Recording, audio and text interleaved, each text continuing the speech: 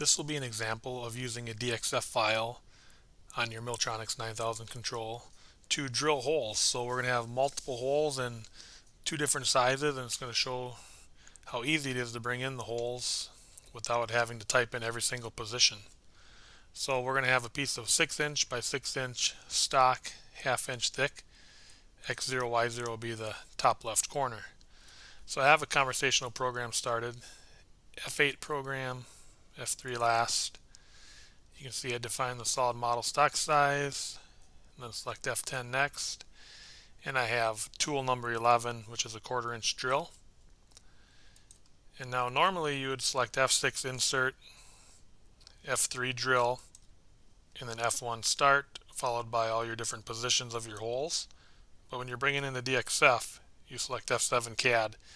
Now you have to make sure your DXF is already loaded into your control off of your USB or off of your network. So select F7 CAD, and all of your DXF files on your control are going to be displayed. We're going to work with plate with holes 3.dxf. That's the name of our DXF. So F1 select, and it recognizes you have 1/4 inch diameter holes and 1/2 inch diameter holes. We are going to select the 1/4 inch diameter holes, so F3 toggle. Now the 1/4 inch diameter holes is checked. Now press escape, and all of your hole positions are now in the control. So let's look at F9 previous. We're going to page backwards through all of our different hole locations. So if you ever need to edit a hole location, you can edit it just like any other conversational program. And now when we bring in the DXF file for all our drilling positions, it's going to default to a standard drill cycle. If you want to edit that cycle and make it be a PEX cycle or tapping or boring or any of these, you can just select the cycle you want. We'll just leave it as a standard drill cycle for now. And the feed rate defaults to 20. We'll say we're going to drill at 8 inches per minute, and the depth also defaults to -1 inch. So you want to put your actual depth in there. Let's go 800 thousandths. Select F1 store. Now when we select F1 preview, you're going to see all the different 1/4 inch holes drilled, although we didn't have to enter every single position.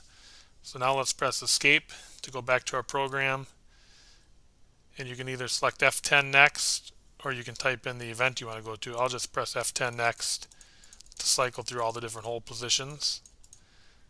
And now I'm at the end of the program. I'm going to push F6 insert, F5 tool change, and now for tool number, for this tool, we'll say this will be tool number 12. It'll be a 1/2 inch drill. We'll give it an RPM and a spindle direction. And now F1 store. And now we want to drill more holes, so F3 drill, but we want to use that DXF file again, so F7 CAD. And our DXF file is still highlighted, so F1 select. But now we want to drill the 1/2 inch holes, and it shows there's 8 of them.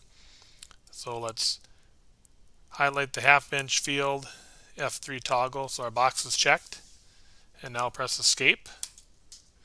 And now we're back to the program, and you can see we're on event number 24 now because it added all them different drilling positions for the 1/2 inch drill. So press escape twice to show F11 preview. Now when we preview it, there's the 1/4 inch holes, and there's our 1/2 inch holes. So using a DXF is a very easy way to bring in multiple hole positions, different sizes, rather than having to type every one. So I hope you found this a helpful video, and thanks for watching.